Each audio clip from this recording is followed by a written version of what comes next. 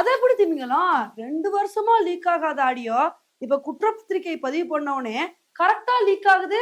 இப்படி வந்து சொல்ற மாரி தான் வேங்கை வயல் சம்பவத்துல நெறைய திருப்பங்கள் வந்து ஏற்பட்டிருக்குங்க. இன்னைக்கு நம்ம வீடியோல இந்த ஒரு விஷயத்த பத்தி தான் வந்து பார்க்க போறோம். கடந்த 2021ல என்ன ஆச்சு அப்படின்னு வந்து நமக்கு தெரியும். வேங்கை வயல்ல உள்ள ஒரு குடிநீர் தொட்டில மனித கழிவ வந்து கலந்துட்டாங்க. இதனால அங்க உள்ள மக்கள் எதிர்ப்பு தெரிவிச்சு புகார் வந்து குடுத்தாங்க. இந்த ஒரு புகாரின் அடிப்படையில விசாரணை நடத்துனாங்க. அந்த ஒரு விஷயத்த யார் பண்ணாங்க அப்படின்றத அவ்வளோ ஈஸியா கண்டுபிடிக்கவே இல்ல. 2 வருஷம் தான் ஆச்சே தவிர, இந்த ஒரு விஷயத்துக்கு ஒரு தீர்வே கிடைக்கல. ஆனா இப்ப திடுதிப்புன்னு என்ன பண்ணியிருக்காங்க அப்படின்னா, இந்த சம்பவத்த வேற யாரும் பண்ணலப்பா. அந்த ஒரு பகுதிய சேர்ந்த பட்டியலின இளைஞர்கள் தான் 3 பேரு இந்த சம்பவத்த பண்ணியிருக்காங்க அப்படின்னு 3 பேர வந்து குற்றப்பத்திரிக்கையில வந்து பதிவு பண்ணியிருக்காங்க. அது யார் யாருன்னு கேட்டீங்கன்னா, சுதர்ஷன், முத்துகிருஷ்ணன், முரளிராஜா. இந்த 3 இளைஞர்களோட பேர வந்து மென்ஷன் பண்ணியிருக்காங்க. இதுக்கான காரணத்த வந்து என்ன சொல்றாங்க அப்டின்னா, இவங்க வந்து பஞ்சாயத்து தலைவரோட கணவர வந்து பழிவாங்கும் விதத்துல தான் இந்த மாரி குடிநீர்ல மனித கழிவு வந்து கலந்திருக்காங்க. ஏன்னா, பஞ்சாயத்து தலைவர் என்ன பண்ணிட்டாரு அப்டின்னா, அந்த குடிநீர் தொட்டியோட ஆப்பரேட்டர வந்து பணி நீக்கம் வந்து பண்ணிட்டாரு. அதுக்கு பழிவாங்கும் நடவடிக்கையா தான் இளைஞர்கள் இந்த மாரி பண்ணியிருக்காங்க அப்படின்னு, இது மாரி குற்றப்பத்திரிக்கையில வந்து மென்ஷன் பண்ணியிருக்காங்க. இத வந்து கேட்டவுனே நெறைய பேர் எதிர்ப்புகள பதிவு பண்ண ஆரம்பிச்சுட்டாங்க. அது எப்படிங்க? பாதிக்கப்பட்ட மக்கள் மேலயே வந்து குற்றச்சாட்டு வச்சா எப்படி? பாதிக்கப்பட்ட இளைஞர்கள் மேலே வந்து இந்த மாரி ஒரு குற்றச்சாட்டு வந்து வைக்கிறீங்களே! அவங்களே வந்து குடிநீர்ல வந்து மனித கழிவு வந்து கலந்துட்டு, அவங்களே வந்து குடிச்சுக்குவாங்களா? இத வந்து எப்படி ஏத்துக்க முடியும்? அப்படின்னு நெறைய பேர் இந்த ஒரு விஷயத்துக்கு விமர்சனம் பண்ண வந்து ஆரம்பிச்சுட்டாங்க.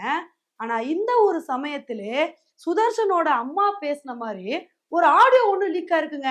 அதுல என்ன மாரி விஷயங்கள் அவங்க பேசுறாங்க அப்டின்னா, "நீ என்ன பண்ணாலும் ஒத்துக்காத.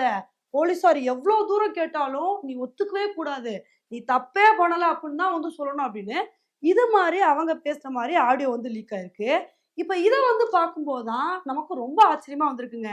ஏன்னா இந்த வேங்கை வயல் சம்பவம் நடந்து கிட்டத்தட்ட 2 வருஷத்துக்கு மேல வந்து ஆயிருச்சு. 2 வருஷமா லீக் ஆகாத இந்த ஆடியோ, கரெக்ட்டா குற்றப்பத்திரிக்கை பதிவு பண்ண உடனே லீக் ஆகுது அப்புட்ன்னா, இதுல ஏதோ உள்கூத்து இருக்கிற மாரி தெரியல. இத எப்படிதான் வந்து எடுத்துக்கிறது? அப்படி இந்த ஆடியோ வந்து உண்மை அப்படின்னா, இந்த ஆடியோ ஏன் வந்து 2 இயர்ஸ்க்கு முன்னாடியே லீக் ஆகல? அந்த சம்பவம் நடந்த உடனே ஏன் வந்து லீக் ஆகல? அப்படின்றது தான் நம்மளோட கேள்வியா வந்திருக்குங்க. ஏன்னா, இந்த வேங்கை வயல் சம்பவத்துல யார் இந்த மாரி பண்ணா அப்படின்றது, ஒரு விடை தெரியாத புதிரா வந்து இருந்துச்சு. அப்பலாம் எந்த விதமான ஆடியோ எதுவுமே லீக் ஆகாம, கரெக்ட்டா குற்றப்பத்திரிக்கை பதிவு பண்ண உடனே இந்த மாரி விஷயங்கள்லாம் ஆகுது அப்டின்னா, நமக்கு இந்த ஒரு விஷயம் சந்தேகத்த தானங்க எழுப்புது. இப்ப இந்த ஒரு விஷயத்துக்கு பாஜக தலைவர் அண்ணாமலை அவர்கள் கண்டனம் தெரிவிச்சு ஒரு அறிக்கை ஒண்ணு வெளியிட்டிருக்காருங்க. அதுல அவர் என்ன சொல்லியிருக்காரு அப்டின்னா, "நீங்க 20ஆம் தேதியே குற்றப்பத்திரிக்கைய வந்து பதிவு பண்ணிட்டீங்க. அப்புறம் எதுக்கு 23ஆம் தேதி குற்றப்பத்திரிக்கைய பதிவு பண்றதுக்கு எங்களுக்கு கொஞ்சம் கால அவகாசம் வேணும். நாங்க இது சம்மந்தமா விசாரணை நடத்திக்கிட்டு இருக்கோம். இன்னும் கொஞ்ச நாள் கால அவகாசம் வேணும் அப்படின்னு சொல்லிட்டு ஏன் வந்து கேட்டீங்க? இதையெல்லாம் வந்து பார்க்கும்போது தானே சந்தேகம் வர மாரி இருக்கு. நீங்க ஆல்ரெடி 3 நாளைக்கு முன்னாடியே குற்றப்பத்திரிக்கைய பதிவு பண்ணதுக்கு அப்புறம், ஏன் வந்து கால அவகாசம் வந்து கேட்கணும்?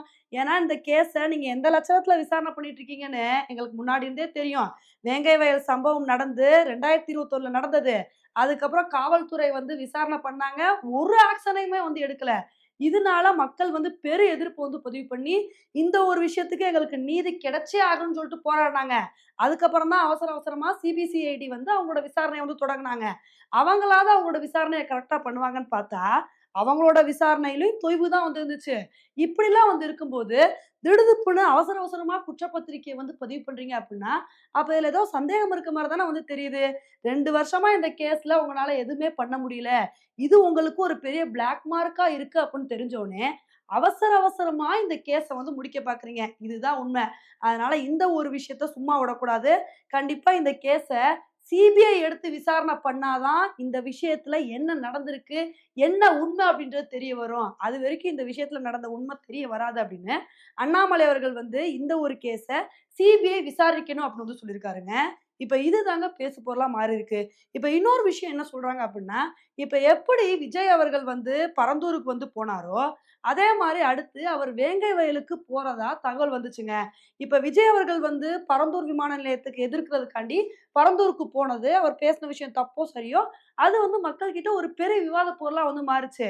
அதே மாரி இவர் வேங்கை வயலுக்கு போனா, இந்த ஒரு விஷயம் பெரிய விவாத பொருளா வந்து மாறிரும். இது வந்து தமிழக அரசுக்கு பெரிய சிக்கலை ஏற்படுத்திரும் அப்படின்னு தான்